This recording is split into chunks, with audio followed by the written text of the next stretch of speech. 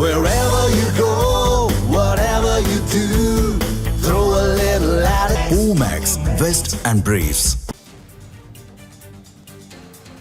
பீகாரினுடைய தேர்தல் விவரங்கள் வெளியாகி இருக்கின்றன. இது குறித்த விவரங்களை வழங்க இணைகிறார் எமது செய்தியாளர் கவியரசன். கவியரசன், விவரங்களை வழங்கலாம். வணக்கம். பீகார் சட்டப்பேரவையினுடைய பதவிக்காலம் நவம்பர் 22ஆம் தேதி முடியுது. அதற்குள்ளாக அங்க தேர்தல் நடத்தி புதிய அரசை தேர்வு செய்யணும். அது தொடர்பான செய்தியாளர் சந்திப்பை இன்று மாலை தேர்தல் ஆணையம் நடத்தும் அப்படின்னு சொல்லியிருந்தாங்க. அதன்படி தலைமை தேர்தல் ஆணையர் உள்ளிட்ட அதிகாரிகள் செய்தியாளர்களை சந்திச்சு தேர்தல் தேதிகளை அறிவிச்சிருக்கிறாங்க. 2 கட்டமாக பீகார்ல வாக்குப்பதிவு நடைபெற இருக்கிறது. முதற்கட்டமாக நவம்பர் 6ஆம் தேதி 121 தொகுதிகளுக்கும், 2ஆம் கட்டமாக நவம்பர் 11ஆம் தேதி 122 தொகுதிகளுக்கும் வாக்குப்பதிவு நடைபெறும் அப்படின்னு அறிவிச்சிருக்கிறாங்க. இந்த 2 கட்டங்களாக நடைபெற்ற வாக்குப்பதிவு நவம்பர் 14ஆம் தேதி எண்ணப்பட்டு முடிவுகள் அறிவிக்கப்படும் அப்படின்னு சொல்லப்பட்டிருக்கிறது. பீகாரை பொறுத்த வரைக்கும் ஒட்டுமொத்தமாக 243 சட்டப்பேரவை தொகுதிகள் இருக்கின்றன. அதுல 203 பொது தொகுதி, 40 தனி தொகுதிகள். அங்க வாக்காளர் பட்டியல்ல சீர்திருத்தங்களை மேற்கொள்வதற்காக அண்மையில SIR அப்படின்னு சொல்லக்கூடிய நடைமுறை செயல்படுத்தப்பட்டது. அது தொடர்பாக தலைமை தேர்தல் ஆணையர் இன்றைக்கும் செய்தியாளர் சந்திப்புல குறிப்பிட்டாரு. நாங்க SIR நடைமுறையை பயன்படுத்தி பட்டியலை ஒழுங்குபடுத்தி இருக்கிறோம் அப்படின்னு சொல்லியிருக்காரு. அது மட்டும் இல்ல, இன்னமும் கூட அந்த நடவடிக்கை ஓப்பன்ல தான் இருக்குது. அதனால யாராவது உங்களுடைய பெயர்கள் விடுபட்டு போயிருக்கிறது என்று நினைத்தால் உரிய ஆவணங்களோட நீங்க பெயர் சேர்ப்பதற்கு விண்ணப்பிக்கலாம் அப்படின்னு சொல்லியிருக்காங்க.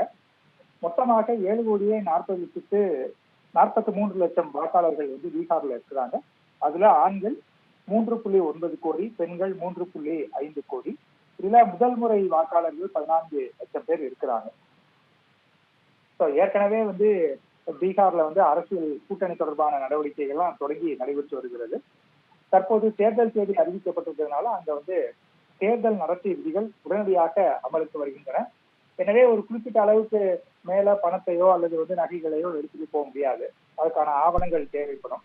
அதே போல தலைமை தேர்தல் ஆணையர் இன்றைக்கு பேசும்போது நாங்க ஃப்ரீ அண்ட் ஃபேர் எலெக்ஷன், வெளிப்படையான சுதந்திரமான தேர்தலை நடத்துவதற்கு எல்லா பணிகளையும் நாங்க மேற்கொள்வோம் அப்படின்னு சொல்லியிருக்காரு. அதே போல உரிய பாதுகாப்பு ஏற்பாடுகள் எல்லா தேர்தலின் போது செய்யப்படும். வாக்குப்பதிவு சரி, வாக்கு எண்ணும் சரி, எல்லா மக்கள் அச்சப்படாமல் வாக்களிப்பதற்கு தேவையான அனைத்து நடவடிக்கைகளும் எடுக்கப்படும் அப்படின்னு சொல்லியிருக்கிறாங்க. தற்போதைய நிலைமையை பொறுத்த வரைக்கும், அதாவது கடந்த தேர்தலை நம்ம பார்க்கும்போது பிஜேபி 19.4 விழுக்காடு வாக்கு வாங்கியிருக்காங்க. நிதிஷ்குமாருடைய கட்சி 15.3 விழுக்காடு வாங்கியிருக்கிறாங்க. அதே போல தேஜஸ்வி யாதவுடைய ராஷ்டிரிய ஜனதா தள் 23.1% வாங்கியிருக்காங்க. காங்கிரஸ் 9.4% வாங்கியிருக்காங்க. ஆனா 2020 24 ஒப்பிடும்போது அந்த ட்ரெண்ட் மாறுறதை நம்மளால பார்க்க முடிகிறது. பிஜேபி 12 இடங்களை ஜெயிச்சிருக்காங்க. அதே போல நிதிஷ்குமாருடைய பார்ட்டி 12 இடங்களை ஜெயிச்சிருக்காங்க. காங்கிரஸும் தேஜஸ்வி யாதவனுடைய கட்சியும் குறைஞ்சிருக்கிறாங்க. தற்போது பீகாருக்கு நிறைய திட்டங்கள் வழங்கப்பட்டிருக்கின்றன. அதே போல இன்றைக்கு காலையில கூட நிதிஷ்குமார் மெட்ரோ சேவையை தொடங்கி வைத்திருக்கிறாரு. ஒட்டுமொத்தமாக இந்த தேர்தலில் யாருக்கு வாய்ப்பு கிடைக்க போகுது, மறுபடியும் பாஜக நிதிஷ்குமார் கூட்டணிக்கு வாய்ப்பு கிடைக்குமா அப்படிங்கிறத நம்ம நவம்பர் 14ஆம் தேதி பொறுத்திருந்து பார்க்கணும்.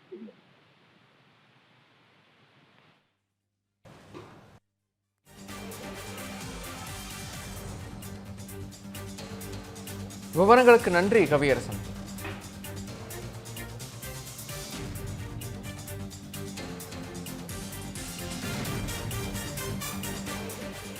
Wherever you go, whatever you do, throw a little at it. Omax, Vest and Briefs.